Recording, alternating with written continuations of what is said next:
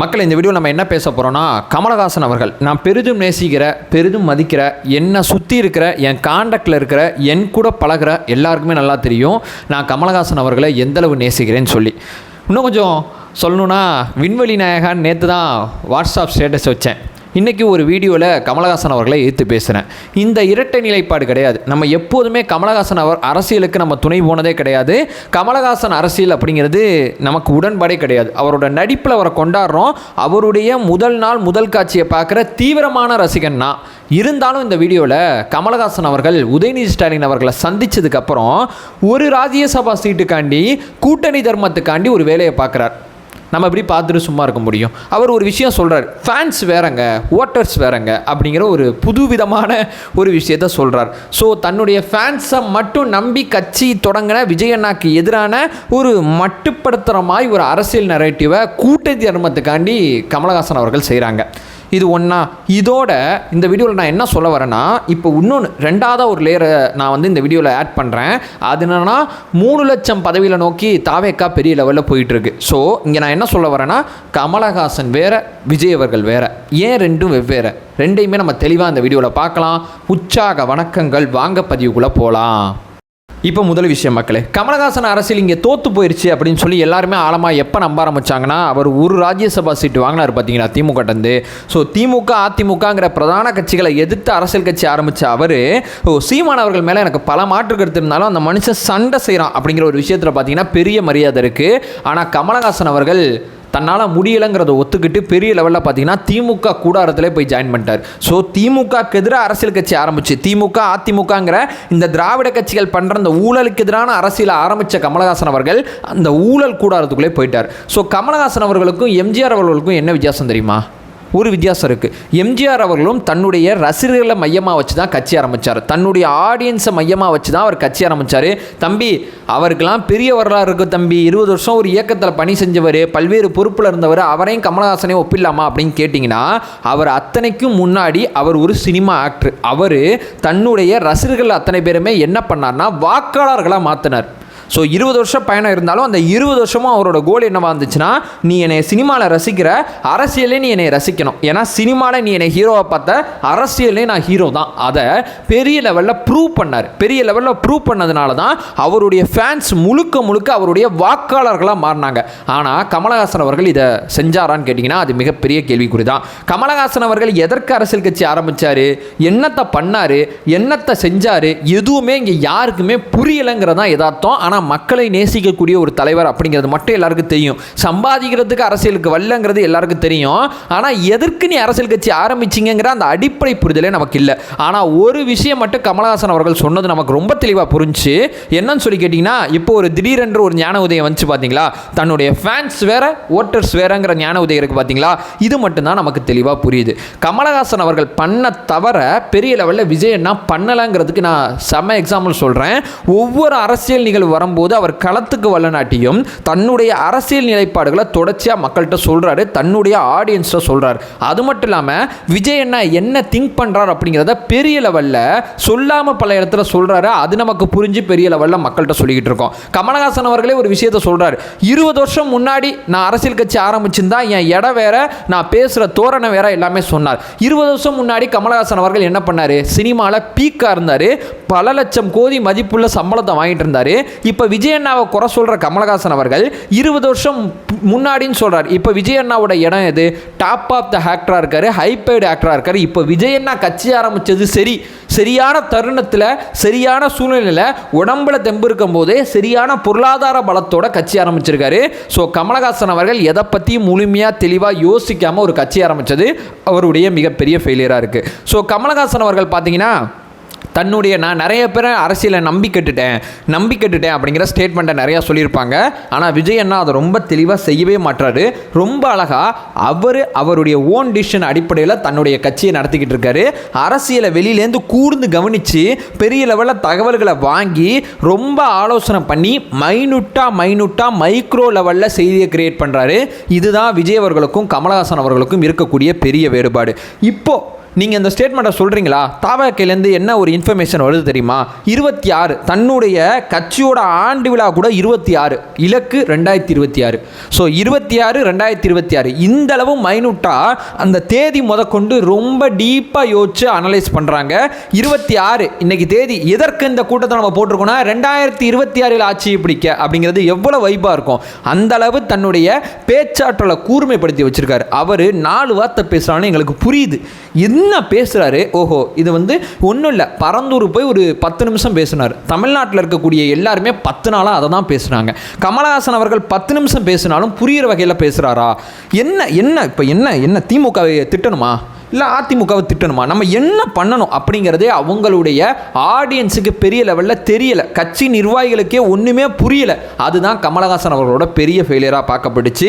விஜய் அவர்கள் பார்த்தீங்கன்னா அவர் சின்னதாக சொன்னாரும் ரொம்ப அழகாக புரிகிறபடி சொல்கிறார். ஸோ தாவேக்கால பார்த்தீங்கன்னா 2026 அப்படிங்கிற எலெக்ஷனை நோக்கி ரொம்ப தீர்க்கமாக இது எங்கள் இலக்கு, இதற்கு தான் நாங்கள் கட்சி ஆரம்பிச்சிருக்கோம், இதை நோக்கி தான் நாங்கள் பயணிக்கிறோம், எங்களுடைய இலக்கு இதான்னு சொல்லி டைரக்ஷனை கொடுக்குறாங்க. எப்போ கூட்டணின்னு வந்தால் எப்போ என் தலைமையில் கூட்டணி, நான் அதை ஆரம்பத்திலே சொல்லிட்டேன். ஸோ ஒவ்வொரு இடத்துலையுமே ஒரு தெளிவை விஜய் அண்ணா ஏற்படுத்திக்கிட்டே இருக்காரு.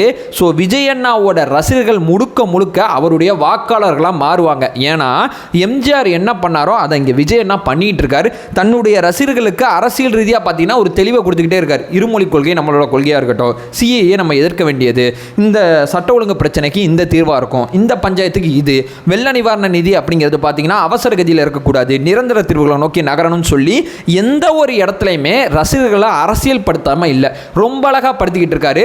ஸோ அவர் பார்த்தீங்கன்னா கழகம் அப்படிங்கிற ஒரு பேரை வச்சிருப்பார். நீங்கள் மையங்கிற பேர் வச்சுருப்பீங்க.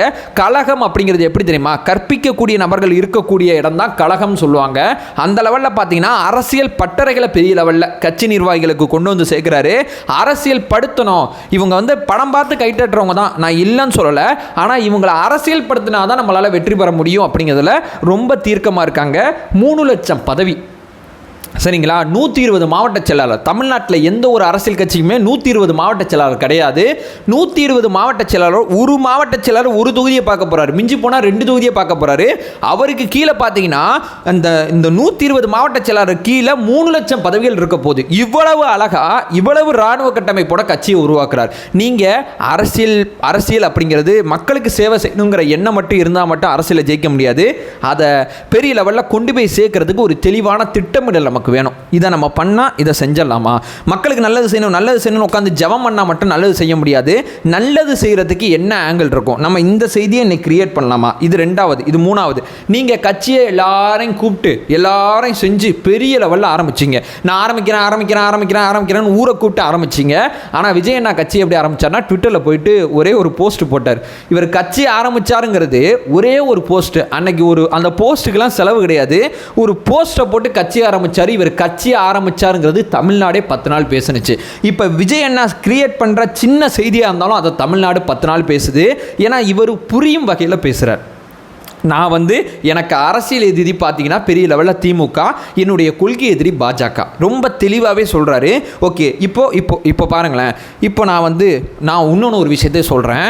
நான் முழுக்க அந்த வீடியோ ஆரம்பத்தில் சொன்ன மாதிரி இந்த இந்தியன் 2க்குலாம் சூப்பர் அப்புன்னு தேட்டரில் கைத்தட்டுவாங்கல்ல, அந்த படத்துக்கே கைத்தட்டுற கமலஹாசனோட ரசிகன் தான் நான். ஆனால் நான் ஏன் விஜய் அண்ணாக்கு ஆதரவாக இந்த யூடியூப்பில் பல்வேறு வகையான விஷயங்களை பேசிக்கிட்டு இருக்கேன்னா, ஏன்னா என்னையா அரசியல் ரீதியாக விஜய் அண்ணா இருக்கிறார். பெரிய லெவலில் பார்த்தீங்கன்னா ரொம்ப அற்புதமாக செஞ்சுக்கிட்டு இருக்காரு. இவரை நம்பலாங்கிற எனக்கு ஒரு கான்ஃபிடென்ட்டை கொடுக்குறாரு. நான் முழுக்க கமலஹாசன் ஃபேனு, ஆனால் விஜய் அண்ணாக்கு சப்போர்ட் பண்ணி பெரிய லெவலில் பேசிக்கிட்டு இருக்கேன். விஜய் அண்ணா பெரிய லெவலில் அவங்களுடைய ரசிகர்களை அரசியல் படுத்தணுங்கிற இலக்கை நோக்கி பயணிக்கிறாரு. அந்த வேலையை அவர் அங்கே உட்காந்து செய்கிறார்ல, அவருக்கு என்னால் என்ன முடியுமோ அதை நான் உட்காந்து இந்த யூடியூப்பில் செஞ்சுக்கிட்டு இருக்கேன். ஸோ மைக்ரோ லெவலில் இந்த பாலிடிக்ஸை நம்ம நோட் பண்ணிக்கிட்டு இருக்கோம். நோட் பண்ணி விஜய் அண்ணாக்கு என்ன ஹெல்ப் பண்ண முடியுமோ பேரலாக அந்த ஹெல்ப்பை நம்ம பண்ணிக்கிட்டு இருக்கோம். அதே நேரத்தில் பார்த்தீங்கன்னா மைக்ரோ லெவலில் அந்த பாலிடிக்ஸை மக்கள்கிட்ட கொண்டு போய் சேர்த்துக்கிட்டு இருக்கோம். இது இவ்வளோ தான் மக்கள், இந்த அரசியல் செய்தி இவ்வளோ தான், இதான் கிளாரிட்டி, இவ்வளோ தான் விஷயம். மக்களே ரொம்ப போட்டு யோசிச்சுக்காதீங்க, இவ்வளோ தான் இதுன்னு சொல்லி விஜய் அண்ணா என்ன ஆசைப்பட்டாரோ அதை செய்கிறதுக்கு எனக்கு நான் ஏன் செய்யணும்? இதை நான் ஒரு கமலஹாசனோட ஃபேனு, நான் ஏன் இதை செய்யணும்? நீங்கள் சொல்கிறீங்கல்ல, உங்களோட ஃபேனாக இருக்கக்கூடிய என்னையை அரசியல்படுத்தாது உங்களோட தப்பா என்னோட தப்பா? நான் அவரோட ஃபேனே கிடையாது. நான் அவர் படம் வந்தால் பார்ப்பேன். ஆனால் மொதல் ஷோ பார்க்குற அளவு நான் தீவிரமான ஃபேன்லாம் கிடையாது. நான் உங்களுடைய தீவிரமான ஃபேன். நான் ஏன் இதை செய்யலை உங்களுக்கு? ஏன் அவருக்கு செய்கிறேன்? ஏன்னா அரசியல் ரீதியாக அவர் என்னை அரசியல்படுத்துகிறாரு, அதனால் அவருக்கு செய்கிறேன். அவருக்கு ஏதாவது செய்யணும்னு எனக்கு தோணுது, நான் செய்கிறேன். உங்களுக்கு எனக்கு செய்யணுன்னே தோண மாட்டேங்குது, ஏன்? எனக்கு தெரியல. ஸோ நான் அப்படிங்கிறது இந்த சமுதாயத்தோட பிரதிபலிப்பு. நான் ஒன்றும் அவ்வளோ பெரிய ஆள் கிடையாது. இந்த சமுதாயத்தோட பிரதிபலிப்பு தான் நான். ஸோ என்ன போன்ற கமலஹாசன் ரசிகர்கள் ஏன் உங்களுக்கு எதுவுமே செய்யலை பண்ணலைன்னா அது உங்கள் தப்பா எங்கள் தப்பா? நாங்கள் முழுக்க நீங்கள் மாற்றத்துக்கான அரசியல் கட்சிங்கிறப்போ எவ்வளோ ஐஏஎஸ் ஆஃபீஸர், முன்னாள் ஐஏஎஸ் ஆஃபீஸர்லாம் உங்கள் கட்சியில் வந்து ஜாயின் பண்ணாங்க, எவ்வளோ உழைப்பு உங்களுக்காண்டி போட்டிருப்பாங்க. இவ்வளவு தெளிவான திட்டமிடல் இல்லாமல் உங்களை அரசியல் கட்சி ஆரம்பிக்க சொல்வது யார்? சினிமா எடுங்க, படம் எடுங்க, நாங்கள் கைத்தட்டிக்கிட்டே இருப்போம், சினிமா நாயகனா விண்வெளி நாயகனா உங்களை கொண்டாடிட்டே இருந்திருக்கோமே, உங்களுக்கே புரிதல் இல்லாமல் ஏன் கட்சி ஆரம்பிச்சிங்க? நீங்கள் மையத்தில் நின்று என்ன தான் சொல்கிறீங்க, என்ன தான் பண்ணுறீங்க, ஒன்றுமே புரியல இப்போ வரைக்கும். ஸோ உங்களுக்கு கொடுத்த அட்வைஸை நான் மறுபடியும் உங்களுக்கே கொடுக்குறேன். ரசிகர்கள் அத்தனை பேருமே வாக்காளர்களாக மாற்ற வேண்டியது அந்த தலைவனோட வேலை, சரிங்களா? அந்த வேலையை நீங்கள் செய்யலை. அதற்காண்டி ரசிகர்களை குறை சொல்லாதீங்க.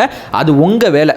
உங்கள் வேலையை உங்களுக்கு ஒழுங்காக செய்ய தெரியல, மக்களை குறை சொல்லாதீங்க. மொதல் பாயிண்ட்டு. ரெண்டாவது, 20 வருஷம் முன்னாடியே வந்திருந்தா அப்படிங்கிற ஒரு பாயிண்ட்டு சொல்கிறீங்க. அதெல்லாம் வேணாம். நீங்கள் யாருக்கு எதிராக அரசியல் கட்சி ஆரம்பிச்சிங்க? திமுக, அதிமுக அப்படிங்கிற 2 பிரதான கட்சிக்கு எதிராக தான் அரசியல் கட்சி ஆரம்பிச்சிங்க. இப்போ இந்த 2 பிரதான கட்சிகள் கூட சேர்ந்த பாஜக, இது 3ஐயும் களத்தில் எதிர்க்கிறது தாவேக்கா, சரிங்களா? தாவேக்காவோட நீங்கள் உங்களுடைய ஆதரவு தெரிவிங்க. உங்களுடைய ஆதரவு தெரிவித்து இந்த ஒரு ராஜ்யசபா சீட்டுக்காண்டி என்றைக்கு நீங்கள் பிச்சை எடுக்க போனீங்களோ அன்னைக்கு தான் உங்களை மேலே மரியாதை ரொம்ப கீழே போயிடுச்சு. அந்த விஷயத்தை நீங்கள் மாற்றிட்டு வந்தாலும் 20 வருஷம் முன்னாடி போயெல்லாம் கட்சி ஆரம்பிக்க வேண்டிய அவசியம் இல்லை. 20 வருஷம் முன்னாடி நீங்கள் ஆரம்பிக்கிற தருவாயில் ஒருத்தர் ஆரம்பிச்சிருக்காரு, ரொம்ப அழகாக அரசியல் பண்ணிகிட்டு இருக்காரு. அவருக்கு உங்கள் ஆதரவு தெரிவித்தாவே பெரிய லெவலில் பார்த்தீங்கன்னா உங்களுக்கு மக்கள் மத்தியில் ஆதரவு கிடைக்கும். பரவாயில்லப்பா, மனுஷன் கட்சி ஆரம்பித்தான், தப்பு பண்ணால் தப்பை ஒத்துக்கிட்டாரு, ஈகோ பார்க்காம ஒரு தலைவர் பக்கம் நிற்கிறாருப்பா, ரொம்ப சூப்பர்ப்பா அப்படின்னு சொல்லி பெரிய லெவலில் மக்கள் ஆதரவு மறுபடியும் உங்களுக்கு கிடைக்க வாய்ப்பு இருக்குது. உங்களுடைய கட்சி நிர்வாகிகள் சுறுசுறுப்பாக வேலை செய்ய வாய்ப்பு இருக்குது. எங்கள் பக்கம் வாங்க, அதுதான் இந்த வீடியோவில் நான் சொல்ல வரேன். அதை சொல்லிட்டு இந்த வீடியோ நான் எண்ட் பண்ணிக்கிறேன். நம்ம சேனலை ஃபர்தராக ஃபாலோ பண்ணிங்கன்னா பொலிட்டிக்கல் சார்ந்து பல்வேறு விஷயங்களை நம்ம பேசிகிட்டு இருக்கோம். நம்மளோட ஒரே நோக்கம் அறியாமை அகற்ற வேண்டும், அறியாமை அகற்றப்பட வேண்டும். Thank you so much.